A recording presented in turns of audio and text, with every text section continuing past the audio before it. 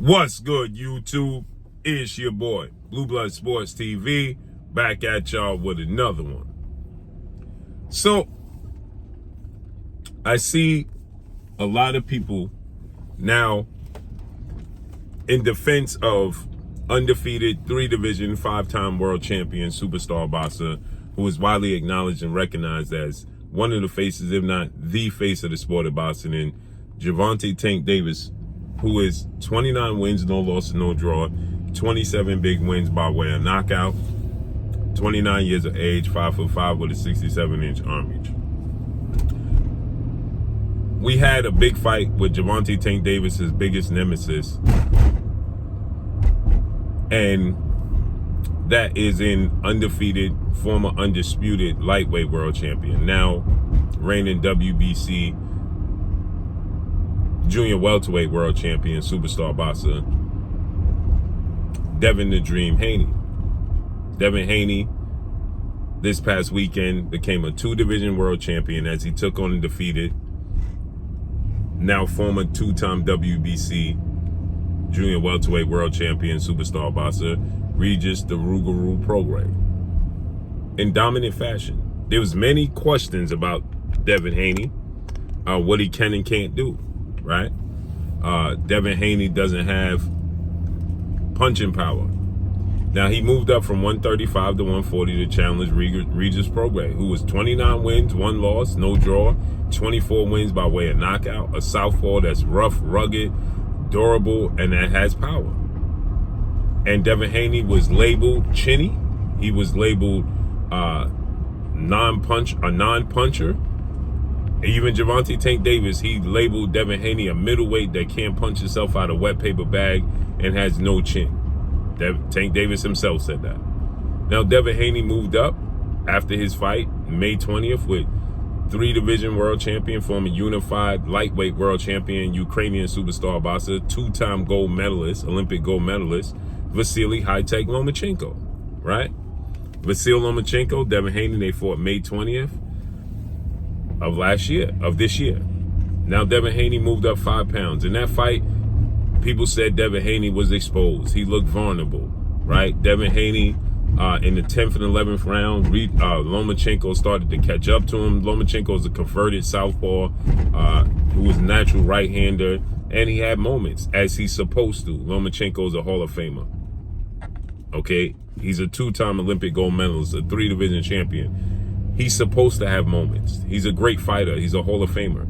He had 2 big rounds, 10 and 11, and then all of a sudden Devin Haney became vulnerable and exposed. Well, Devin Haney moved up to 140, challenged Regis Prograis. And guess what? Devin Haney then checked off those boxes. He removed the doubt. Devin Haney is not a puncher. Regis Prograis is durable as they come. He dropped Regis Prograis in the 3rd round. Early in the fight, while Regis Prograis was fresh, he dropped him in the 3rd round. Then he badly hurt and staggered Regis Prograis in the 6th round, and then he hurt him again in the 8th round visibly.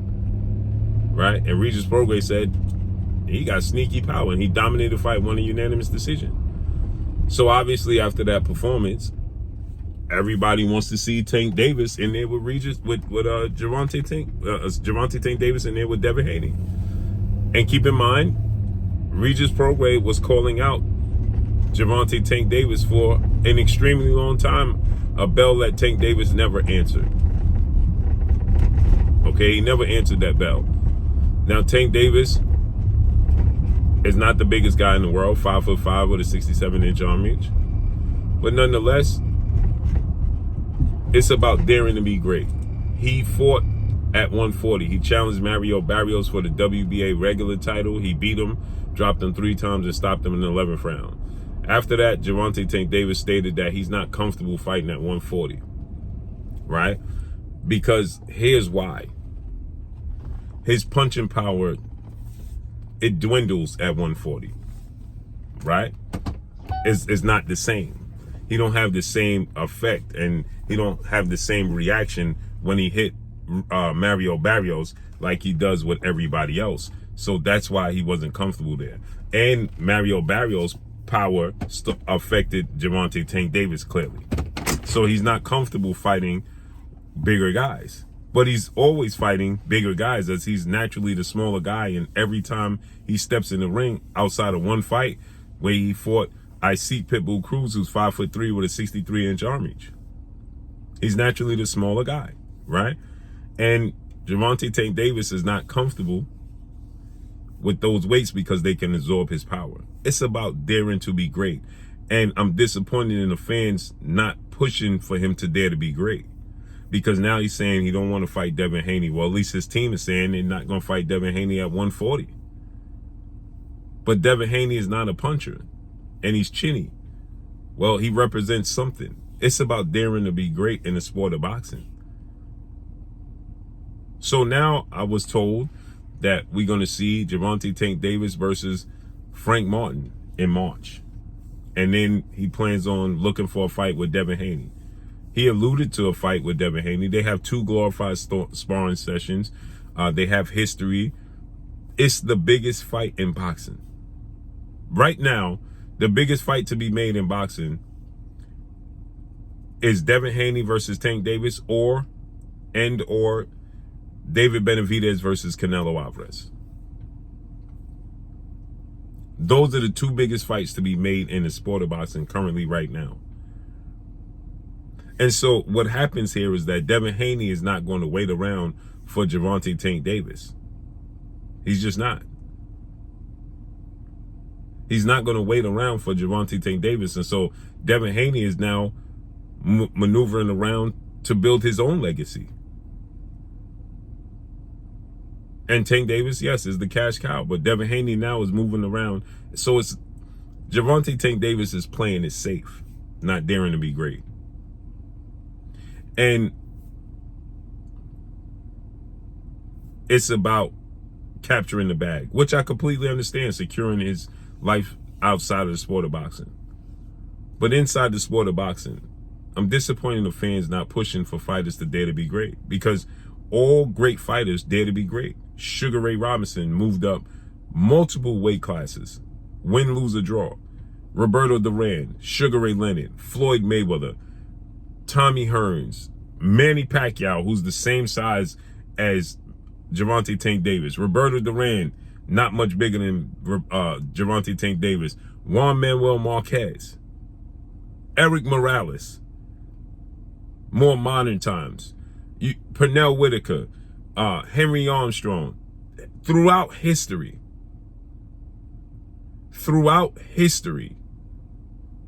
we have seen fighters dare to be great.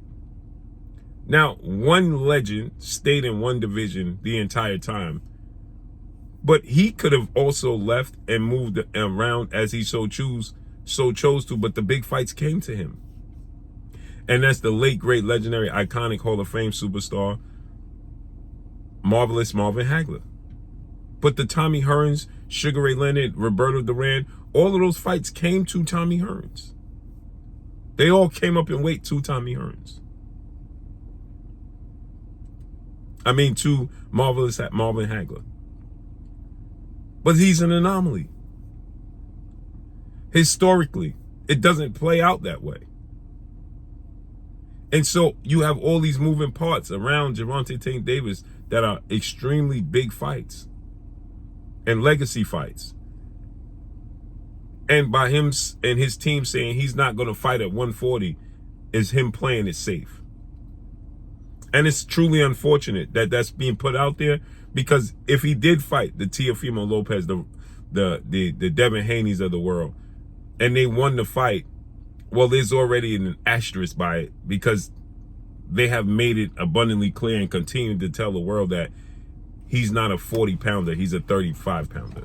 Now, and to that, I'm going to say this, because we heard those sentiments uttered when the likes of Floyd Mayweather fought.